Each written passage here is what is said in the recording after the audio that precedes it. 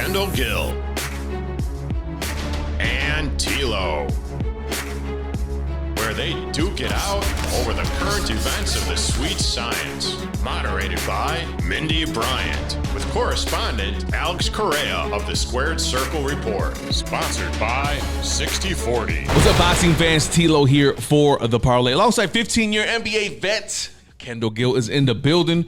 KG's been traveling, man. What's up? Yeah, I've been traveling a little bit, took the family to Arizona for 1 week for vacation. So, yes, sir. Happy about that. We had a good time out there now.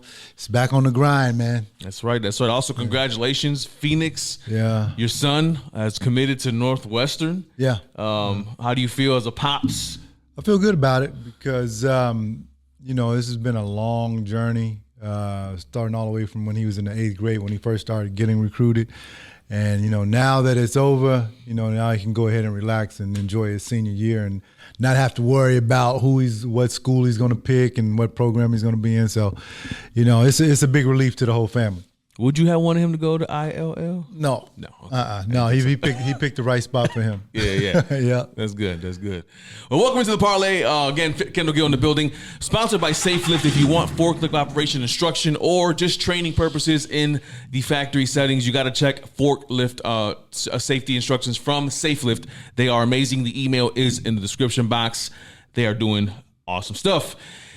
Listen, man, 2024 has been nice to boxing so far. Yeah, it has. We've had some pretty good fights. We're going to talk about the most recent one right away off the bat. We're going to talk, heavyweight, welterweight division, all that, middleweight, lightweight, and promoters, because there's some promoter things happening in the midst. But last weekend in Las Vegas at the MGM Grand, Gervonta Davis, showing why he's possibly a pound-for-pound champion. Possibly. Almost there in my opinion, but really taking an athletic boxer like Frank Martin to the 8th round, controlling the action at his own pace, knowing Frank Martin was going to use his mobility, his boxing skill, his jab. Frank Martin is no one to play with in the ring. He's actually a really good boxer. No, he is. And showed it on Saturday night. But Gervonta really just waited, and he even predicted, I think, an 8th round knockout. He did, if I'm not mistaken. Yeah. And Gervonta just opened up rounds 6, 7, and 8 and found an opening where Frank finally got a little tired, as he mentioned, and Frank left himself open for a uppercut, a nasty uppercut that Gervonta threw, landed perfectly, and of course he was wide open and finished him with a left. Yeah, Gervonta's a dog, KG. No, he is, and I've seen Gervonta spar in Mayweather Gym in Las Vegas, and he is all that he is advertised to be. I felt like he came up with a perfect game plan, because Frank Martin was doing really well in the fight. He was. He was winning. I think he was winning up until round 6, 7. He was winning up until about round 6, but that was planned out, and Gervonta with the high guard just started walking him down.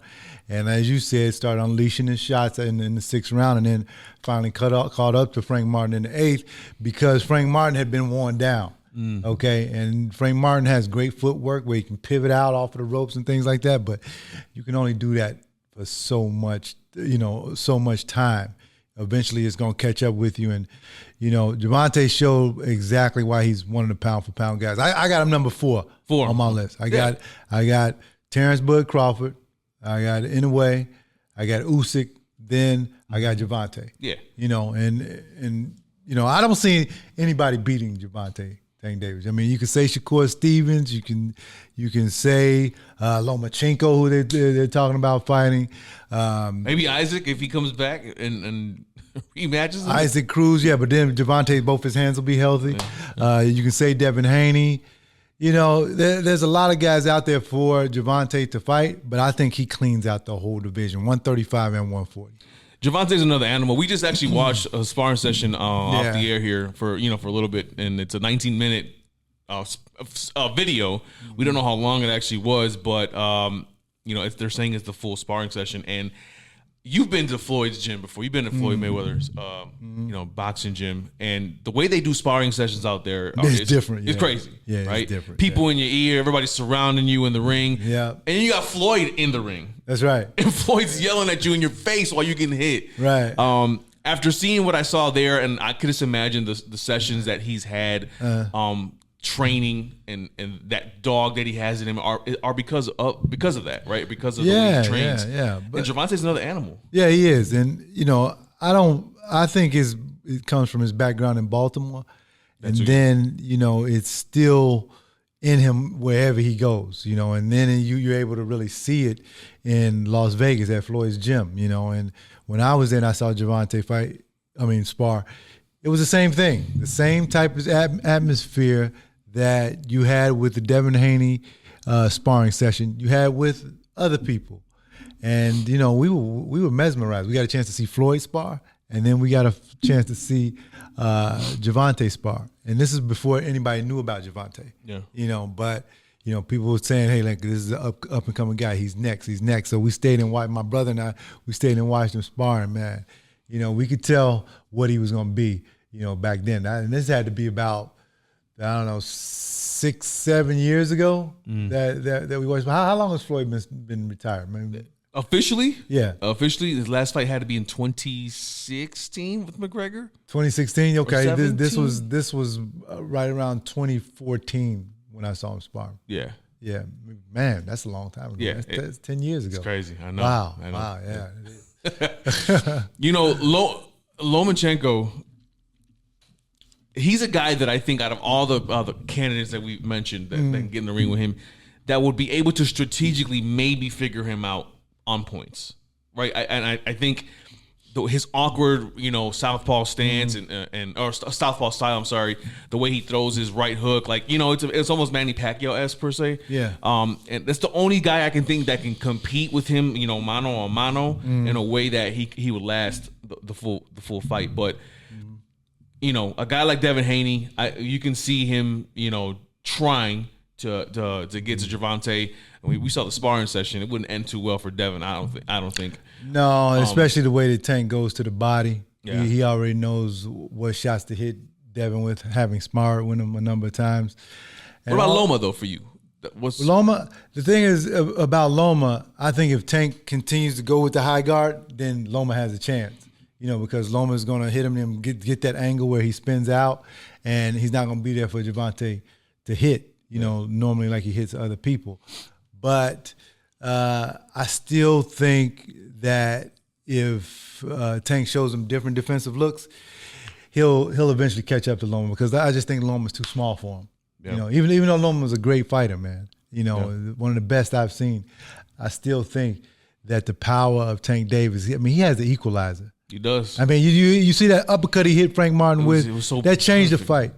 Boom, and then hit him with a right cross. Left cross. I'm sorry. It didn't hit him with a left cross. So it was just amazing, the power, the patience, and the persistence that Gervonta had. When Gervonta first came on the scene and Floyd was hyping him up, I was like, "Who is this dude?" Yeah, no, he's a real deal. You had questions, but every fight, Gervonta, with the exception of Isaac Cruz, because we didn't know his hand was hurt, right? No, we didn't. But every fight, he just fails to amaze me. He fails to not impress me. Right. Yeah. Right. You know what I'm saying? It's just he has every intangible in the ring. He can box you if he wants you, and most of the time, he's just chilling. Yeah. He just waits for his opponent to get tired because he knows when it's gonna happen. Right. Yeah, he knows. And when he turns it on, it's over with. Right. Yeah. One opponent that it's eliminated from this candidacy here to fight him is Ryan Garcia. Yeah. And we saw what happened this week with Ryan. Ryan being banned for 1 year, which was shocking to some boxing people in the boxing community in itself. But Ryan, obviously, since he tested positive for PEDs, he has now been banned for a year. They've also given Devin Haney his O back, essentially making the fight a no contest. How do you feel about the ban? It's warranted. He should be banned. He cheated, and you don't even know whether Devin Haney's gonna come back from this. The same Devin Haney, because he took a lot of punishment in that fight. No one's talking about that. Yeah, you might have changed. You might have changed the trajectory of this man's career simply because you took steroids. And there was a thing, when he came in 3 pounds overweight at the weigh-in, I was like, why would he do that? You know, but he came in 3 pounds overweight, and you on the juice too, you know, and you go out here and you knock this man out, and you dropped him. What did he drop him 3 times? 3 times. Yeah. You dropped him 3 times. Yeah. Fighters change. You know, we can go back to Teddy Atlas when Teddy Atlas says, every fighter leaves part of himself in that ring. Yeah. You know, so Devin did when he left. Devin took a beating that night, man. Yeah, he did. You know, and all because a guy didn't play fair and square with him. But KG, how big is, for people who don't know boxing, how big is a 3 pound difference Huge. in boxing when you're trying to make weight? It's huge because sometimes when you're close to the weight and you're 3 pounds over, you have to drain yourself in order to lose that 3 pounds. Yeah. And that could be significant in the fight because now you're dehydrated, now you kind of drained. You've already had a hard training camp, and now you got to lose 3 pounds that your body says, where am I going to pull this 3 pounds from? So that's how big a 3 pound difference. I mean, Frank looked he looked drained, right? He looked drained. He looked drained. He didn't fight like he was, but no, he was okay. Yeah. But had he had to lose, just imagine looking like that and having to lose another 3 pounds. Yeah. You know, That's tough. That's tough, man. Like, where am I going to get this 3 pounds? These conversations make me feel so fat every time. Yeah. Well, Ryan's suspended for the year. We'll see what happens. He's talking about he's retired, and Devin, him running it back. You know, this is we don't know what's going to happen. But would I like to see this fight again on an even playing field? If that's what At the correct weight. At the correct weight, I would. Yeah, it would be fun. Yeah, it would. It's like WWE. You know, they're creating a storyline here. So yeah, exactly. We'll see how that goes. Boxing, Benavidez. You know, Canelo. Those are the two. That's the biggest fight to be made in boxing right now. Yeah, you're right about that. Benavidez, you know, winning on that same night by decision, and people said that he looked a little slower. It wasn't as impressive, but he's still good. Right. We still want to see Canelo Benavidez, right? Yeah, I mean, and I know David went up to 175 for this fight, but you know that fight has to be at 168. Yeah. And I think eventually it's going to happen. It may be 2 or 3 years too late. Yeah. But eventually it's going to happen because Canelo, I'm sure they have a plan. You know, they fought Munguia. They'll fight the kid from New York, the Puerto Rican kid from New York. What's his Berlinga? Oh, Berlinga, Edgar. Berlinga. Then perhaps fight someone else. Then get Benavidez because I think Canelo 4 more fights he's done. I think the last fight that he has will be Benavidez. Which would stink because definitely would be too late if it's 4 more fights away. That's what it's going to be. But he's going to try and wait him out. Well, Benavidez is saying that he's avoiding. He is doubling down on he's getting avoided. That he's Canelo's scared. I mean, those are some pretty big words for Benavidez to be saying to Canelo, but he believes it. Yeah, that's it. But listen, Canelo is the king, so Benavidez can say everything that he wants to say, but until the king is ready to move, that fight ain't happening. You know, and you know, I think that Canelo, like I said, he has a plan, and he's going to work that plan out, make as much money as he can, then go out with a bang, whether it be winning or losing against Benavidez. Yeah. Well, that division, that 168 division, again, a lot of Morel and all these guys that are in there. 2 names that really popped up recently is Berlanga and Caleb Plant. After that scuffle they had out there last weekend, that will be a fun fight to see. Why is Caleb Plant always getting into fights outside the ring and at other fights? Yeah. Okay, because now Berlinga had something with Ryan Garcia the other day. Yeah. You know, what is it, man? The man he not only likes to fight inside the ring, he likes to fight outside. Hey, man, he's undefeated outside the ring, is my understanding. But Caleb's a guy that, you know, great I mean, I think he's an excellent boxer. He uses the ring well. His jab is not. I mean, you know how he moves. He does. Very skilled. Very skilled boxer. But he's a guy that, because of the names that are above him, he needs to almost sell himself in a certain way. And this may be that. This may be his way of promoting himself to get a big fight, a big money fight. No, that's correct because he's keeping himself in the news. We're talking about him. Other than his wife doing an amazing job. Yeah, his wife. Shout out to wifey, Miss Plant. And you know, he's like making fighters want to fight him.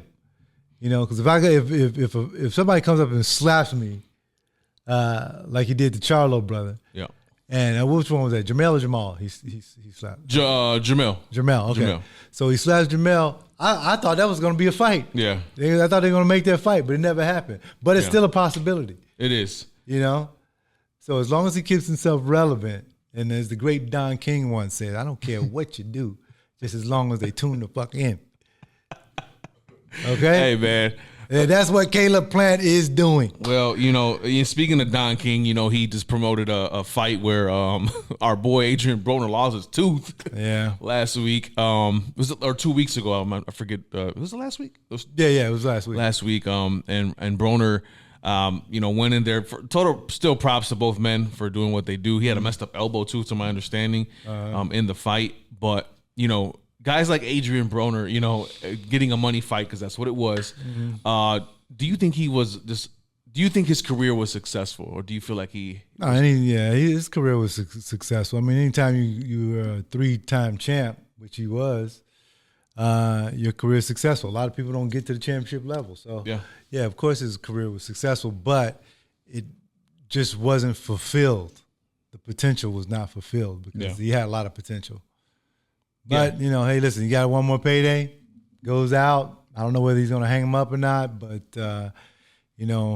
I'm glad we were able to see him one more time. Teofimo Lopez hasn't been in the news for any type of boxing recently, but it was brought to my attention. Obviously, he's the WBO junior welterweight champ.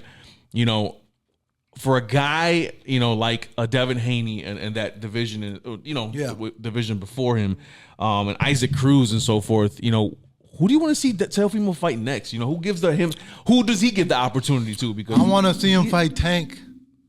That's the one name you've been saying. I know. I've been saying I want to see him fight Tank. I tried to introduce that well. Because I think that's a great fight. Yeah. I think Tank wins, but I think Teofimo is the one guy that gives Tank the most problem. Because he's slick, he does have power, he's confident. He can come at you from different angles, and I like to see Tank solve that puzzle. Now will they make it happen? Because look, all of the fights at 140, 135. That's what all the great fights are now. Yeah. So I want these guys to fight each other. I like the way that Shakur Stevenson is challenging everybody. Devin Haney just recently said on social media yesterday he's taking a year off, which is deservingly so. We understand he's got to get himself together. But all the other guys, Lomachenko, Isaac Cruz, Tank, and now Ryan's out, but you still got 4 or 5 guys that can fight each other. Yeah. Kenneth Sim Jr., our guy here in Chicago. Yep. Give him a shot. So hopefully we can see all of those fights, man, because, I think that boxing over the past year and a half has made a resurgence because they're giving everybody the fights that they want. Sure, yeah. And that's what we need to build it to bring the sport back to prominence. Well, I haven't seen you since this actually happened, but the that 5v5 series that happened overseas with the Queensberry versus Matchroom making, right? I saw that. It was a cool event. Yeah, it was a cool event, and I think to have those fights happen, a Golden Boy top rank promotional ordeal would be fire. Yeah, if you get your best 5 boxers and you can, I think they should think. I mean, Oscar's been wanting to do it. He's been public about it. But could you imagine the matches we could have? No, that would be great. Just like the Super 6 was back in the day. Yeah, you had all of the top 168 pounders fight each other. Andre Ward, of course, comes out and wins everything, but they had some great fighters. Yeah. In that Carl Froch, I think Mikhail Kessler, Bernard. Was Bernard part of that Super 6? No, Bernard wasn't part of the Super 6. A couple more guys were part of the Super 6 too. Arthur Abraham. Arthur Abraham. And great fight. So all of those guys were champions. Yeah. But there can only be one. Right. And Andre Ward was that one. We need that, man. That's right. Give it to us, man. It's been reported too that the Saudis, right? His Highness, right? Yeah, wants to potentially do a Dana White move and just buy. I like it. Boxing, make one federation. What do you think about federation? I love it because now you're going to be forced to fight the best, okay? And we're going to see who the best is. You know, and you can get back in line, and he's gonna make and he's gonna make the fights. It's not like we're gonna be talking about it like we had to do with Arrow. But can he pay? But can he pay what they're getting? Oh, absolutely. The big guys. I mean, the big dogs. Yeah. Come on, man. I mean, it is the Saudis. I know. It's the Saudis, man. But you know what happens? All that oil money, man. When it's business, you know, when you bring everything together, you have to, you know, you got to do things right. Yeah. And everybody has a price, man. Everybody has a price. Yeah. Everybody has a price, and you know, I think that with the money that he can spend, that he can buy up all of the boxing promotions companies. That'd be crazy. Wow. Would be. And they would be forced to fight each other. They would at this be. point. Yeah. Maybe some guys don't want that to happen. Yeah, and I'm sure there'd be backlash, and I'm sure there'd be. It would take a while. I don't know how. I mean, money talks, but he'd have to get through a lot of obstacles to make that happen. No, you're right. You're a Deontay Wilder fan, and last week we had our guest here. We had Melody Paparovic and you know, veteran trainer Teddy Cruz on, and I asked him the same question. I got to ask you: is it time for Deontay Wilder to retire? If I were Deontay Wilder, I would pick a lesser fight that fight, then go out and retire. Are you not? But are you not disappointed at how he wasn't able to evolve his game? It's a disappointing thing to me. As a fan. Yeah, because you know, I thought that he would get better as time went on, as far as the fundamentals are concerned. You know, I felt like Tyson Fury beat Deontay based off of one thing. You remember Lennox Lewis fought Hasim Rahman. Okay. Hasim Rahman held his hands out like this on defense a lot. So what does Lennox Lewis do in the next fight after being knocked out by Hasim Rahman? Okay, Emmanuel Stewart comes up with the game plan. Left hook, right cross. So you take Emmanuel Stewart's nephew, who's Tyson Fury's trainer's name? I forget his name. But out of Kronk Gym. Okay, yeah. Okay? They use the same combination on Deontay. You know why? Because Deontay puts his hands out like this. Same way as Hasim Rahman for defense. He does like this. And guess what Tyson Fury kept hitting him with? Yeah. Left hook, right cross. Yeah, left. Okay? So they took the blueprint from Lennox Lewis, Hasim Rahman to Tyson Fury, Deontay Wilder, and they won with it. Now, if Deontay fundamentally tightens up his defense and doesn't do that, and it's always here, fundamentally, that never happens to him. Right. He never made the adjustment. I feel like he didn't do, I mean, in training, from what we saw, it looked like the adjustments were being made, and day of the fight, nothing was. Yeah, training is one thing. But in the fight is another. Yeah. You know, and that has to be trained in you from day one, the fundamentals, you know. No. And, you know, and the punch Deontay got caught with against Zhang, guess what? Led with a straight right, dropped his hand, left his chin exposed. So it's supposed to be like this. You lead with your right hand, boom. And keep your left hand here. Yeah. If he kept his left hand here, he wouldn't have got caught by that shot. Yeah. He got caught by a check hook. Yeah. By Zhang, right? So it doesn't work. But Deontay still like this. Yeah. Amateur move, you know. This too, and then, you know, like, I'm like, come on, Deontay. Yeah, and you know, I love Deontay. Man. Yeah, I love Deontay. You know that. Yeah, I like him too. I mean, even though I always had Fury, I like Deontay as a fighter. He defended his title 10 times. 10 times. Yeah, that's a hell of a record. He's going to be in the Hall of Fame for sure one day. For sure. But you know, it's just those things where fundamentally he just wasn't, you know, on point, which unfortunately I think has brought the end of his career about. Yeah. Well, last thing we're going to talk about here is Jake Paul has a sub opponent, and it's Mike Perry from Bare Knuckle Fighting. And this is what I said. And you tell me what you think. Perry needs to be in shape because everybody's, Jake about to get knocked out and blah, blah, blah. I'm like, listen, boxing's a whole nother game. It is not bare knuckle fighting. It is not MMA. It's not no jujitsu. It is the sweet science, and you need to be in shape for 3-minute rounds, for 10 or 12 rounds or 8 rounds, whatever they're going to be doing. And if Perry's not in shape, Jake gonna eat him up alive. Yeah, Am I right? Especially with the weight Jake has put on. I don't know if you've seen the weight that he put on for the Tyson fight, but I mean, he's huge. But look, that could play in Perry's favor as well because Jake's not used to carrying all that weight in fights. Yeah. I mean, he's really, really a lot bigger than he used to be. Not just a little bit, a lot bigger than he used to be. Yeah. And, carrying all that muscle into the ring, fight night, all that oxygen has to get to the muscles and, to make the muscles work. Jake Paul could be in trouble too. If I were him fighting Mike Perry, I'd make sure I dropped a lot of that weight. Yeah. Because you're not fighting Tyson, you're fighting Mike Perry. Right. Well, yeah, and that's definitely the weight is gonna be something to look at for the fight. But I always tell myself, like, when I see fights like this, like, people don't know when you get into a boxing ring the things you have to do to stay on foot, right? Because that's the one thing you can't get dropped. Right. This is not any other sport where you can get dropped and it's okay. No, you cannot get dropped in this sport. But number two, you got to last 3 rounds. 3 minutes. I mean, 3 minutes. Like 3 minutes is a long time, man. It's a long time. And people don't realize how long it is until you get inside that ring. Yeah, and 1 minute in, you're already huffing and puffing if you're not in shape. So that's why I say if Perry is not in shape, don't expect Jake Paul to lose. And so it should be interesting. But that night as well, Amanda Serrano will be fighting. We can't wait to see her and Katie Taylor. Yeah, I can't wait to see that fight. It's going to be amazing. The rematch, man. Oh, man, the one that made me cry at the end.